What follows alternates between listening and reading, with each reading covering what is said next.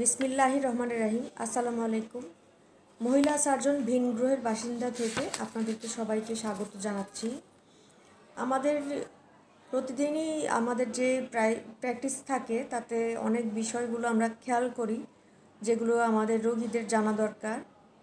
তো এরকমই একটা সাধারণ বিষয় নিয়ে আজকে আলোচনা করব যে অপারেশন থিয়েটারে যাওয়ার আগে রোগীর কী প্রস্তুতি নিতে হয় সেই বিষয়টা। আসলে আমরা দেখে থাকি যে আমাদের রোগীরা অপারেশনের ব্যাপারে যদি প্রস্তুতি নেওয়ার যে একটা ব্যাপার থাকে সেটা অনেক ক্ষেত্রে আমাদের রোগীরা বুঝে উঠতে পারেন না। এই কারণে তারা আসলে ওটিতে এমনভাবে আসেন যে সেই সময় তাদেরকে অনেক রকম অস্বস্তিকর পরিস্থিতির মধ্যে পড়তে হয়। তো যাতে করে একজন রোগী বা পেশেন্ট ভালোভাবে প্রস্তুতি নিয়ে অপারেশন থিয়েটারে যান, এজন্য আজকে আমার এই ভিডিওটা। এবং আমি আমার এই ভিডিওটা আপনাদের মাধ্যমে চাচ্ছি যে আপনাদের আত্মীয় স্বজনের মাঝে ছড়িয়ে দেওয়ার জন্য, যাতে করে এবং আপনারা এটা টাইমলাইনে শেয়ার করে রেখে দিতে পারেন। এতে করে ভবিষ্যতে আপনাদের কারো অপারেশনের প্রস্তুতির ব্যাপার থাকলে এই ভিডিওর থেকে আপনারা সেই ইনফরমেশনটা নিতে পারবেন। তো এটা খুব সাধারণ একটা বিষয় মনে হচ্ছে, কিন্তু আসলে মাঝে মাঝে অনেক বিব্রতকর পরিস্থিতির মধ্যে পড়তে হয়। যেমন আমরা একটা রোগীর অপারেশনের প্রস্তুতির জন্য আগে থেকে আমরা রোগীর পরীক্ষা নিরীক্ষা করিয়ে থাকি এবং তাকে আমরা একটা অর্ডার দিয়ে থাকি যে সে কতক্ষণ আগে খাওয়া বন্ধ করবে। যেমন পেটের কোনো অপারেশন থাকলে আমরা হয়তো রাত্রে খাওয়া বন্ধ করে দিতে বলি যে রাতের খাবার খাবেন, সকালে অপারেশন হবে, সুতরাং সকালে আর কিছু খাবেন না, সকালে ওনাকে স্যালাইন দেওয়া হয়। এটা একটা বিষয়। আবার যদি বিকেলে বা সন্ধ্যার পরে অপারেশন হয় তাহলে দুপুরের খাবার খেতে পারে, তারপর আর কিছু খাবে না, এরকম একটা উপদেশ আমরা দিয়ে থাকি। সেই সাথে একজন পেশেন্টের কিন্তু এই যে পার্সোনাল হাইজিন, এই বিষয়টা কিন্তু খুবই গুরুত্বপূর্ণ। যেমন ধরেন যে একজন পেশেন্ট অপারেশনের আগে তাকে বাধ্যতামূলক আসলে গোসল করা উচিত। যে মেজর যে সার্জারিগুলো থাকে সেই মেজর সার্জারিতে আপনার উচিত যে তারা একটা ফ্রেশ একটা গোসল দিয়ে আসবে। এবং ওনাদের জন্য অপারেশনের জন্য অনেক হাসপাতালে, যেগুলো উন্নত মানের হাসপাতাল, সেই হাসপাতালে অপারেশনে যাওয়ার জন্য ড্রেস থাকে, যেটা হসপিটাল থেকে সাপ্লাই দেওয়া হয়।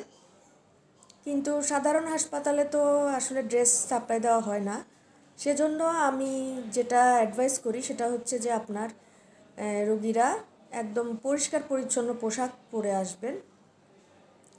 পোশাক বলতে, যদি আপনি মনে করেন একটা ফিমেল পেশেন্টের ব্রেস্টে অপারেশন করা লাগবে, সেক্ষেত্রে ওনার ড্রেসটা এমন হবে যে ওনার ব্রেস্ট বুক এবং বগল এইসব জায়গা যাতে অপারেশনের সময় ঢিলাঢালা পোশাক পরে আসবে, যাতে এখানে অপারেশন করতে কোনো সমস্যা না হয়। সেই সাথে উনি পায়ে যে প্যান্ট পরবেন সেটা টাইট, গায়ের সাথে লাগানো স্কিন টাইট প্যান্ট পরতে পারবেন না।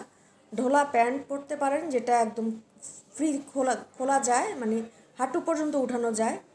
অথবা উনি স্কার্ট অথবা পেটিকোট পরতে পারেন। এটা কেন বলা হচ্ছে? কারণ হচ্ছে তার যখন অপারেশন হয়, অপারেশনের জায়গাটা আমরা তো ওপেন করি এবং সেখানে আমরা মেডিসিন ব্যবহার করি। আর সেই সাথে ওনাদের পায়ে মেশিন লাগানো হয়, সেটা দিয়ে আমরা যে ডায়াথার্মি নামে একটা মেশিন আছে, সেটার একটা প্লেট লাগানো হয় পায়ে। তো পায়ের সাথে যদি কাপড় খুব টাইট থাকে তাহলে সেই কাপড়টা আসলে রাখা সম্ভব হয় না, কেটে ফেলতে হবে অথবা অন্য ড্রেস পরিয়ে আসতে হবে। এজন্য তাদেরকে ঢিলাঢালা পোশাক পরার কথা বলা হয়। মায়েরা অনেকে ম্যাক্সি পেটিকোট পরে আসেন, এটাও যথেষ্ট অ্যাকসেপ্টেবল। সেই সাথে অপারেশনের টাইমে যারা থাকবেন তাদের উচিত যে এক সেট ড্রেস এক্সট্রা রাখা, যাতে করে অপারেশনে অনেক সময় ব্লিডিং হয় বা অন্য কোনো মেডিসিন লাগে। তো এই কারণে যদি কাপড় ভিজে যায়, ভিজা কাপড়ে রোগী পোস্ট অপারেটিভ রুমে থাকতে পারবে না। তো এই জন্য সেম ক্যাটাগরির ড্রেস, ঢিলাঢালা পোশাক ওনার আরও এক সেট হাতে রাখা উচিত। এবং অপারেশনের সময় আমাদের যে রোগীরা আসেন, অনেক সময় এই টিনেজ গার্লরা আসেন, ওরা স্বাভাবিকভাবে যে চলাফেরা করে তারা অনেক কসমেটিক ব্যবহার করে, কালারফুল কসমেটিক ব্যবহার করে। যেমন নাকে মুখে এক ধরনের কালারফুল কসমেটিক ব্যবহার করেন, লাল হতে পারে, ব্রোজ টোজ লাগিয়ে আসেন, চোখে শেড দিয়ে আসেন, হাতের নখে নেল পালিশ দিয়ে আসেন।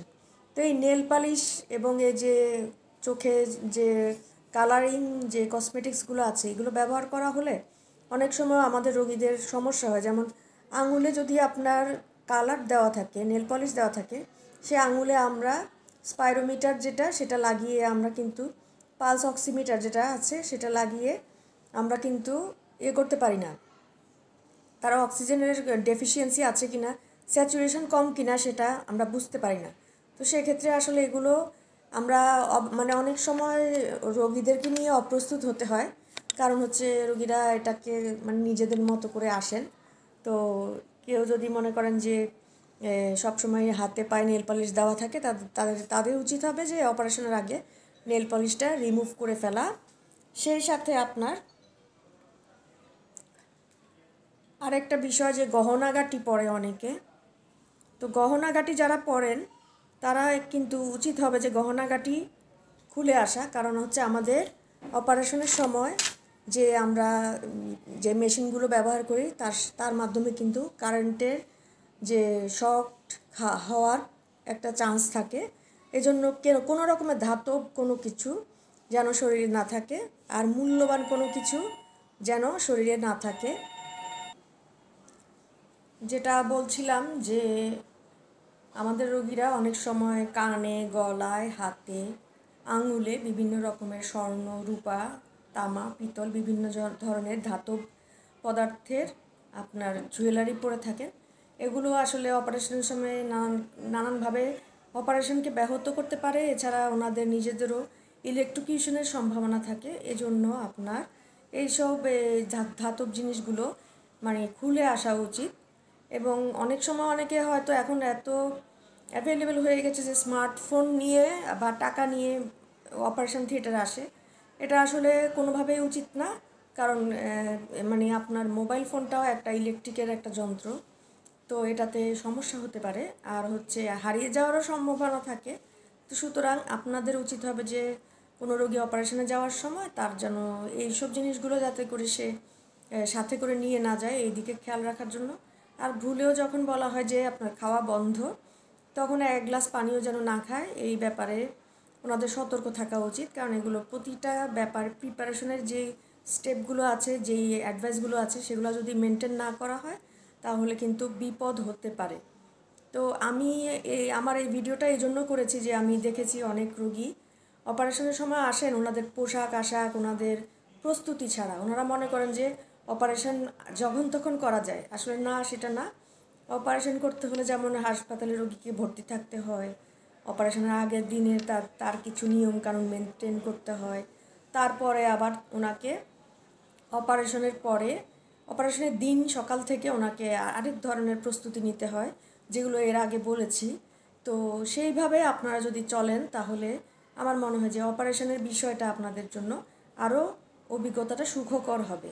তো আমার এই ভিডিওটা যাদের পছন্দ হয়েছে বা ভালো লেগেছে বা এই ইনফরমেশনটা আপনাদের দরকারি মনে হয়েছে, তারা আমার পেজের এই পোস্টের সাথে কমেন্টে আপনাদের মূল্যবান মন্তব্য জানাবেন, এবং সেই সাথে আপনাদের এই ভিডিওটা পছন্দ হলে আপনারা আপনাদের টাইম লাইনে এটা শেয়ার করে দিবেন। আপনারা সবাই আমার জন্য দোয়া করবেন, আমিও আপনাদের জন্য দোয়া করি। আসসালামু আলাইকুম।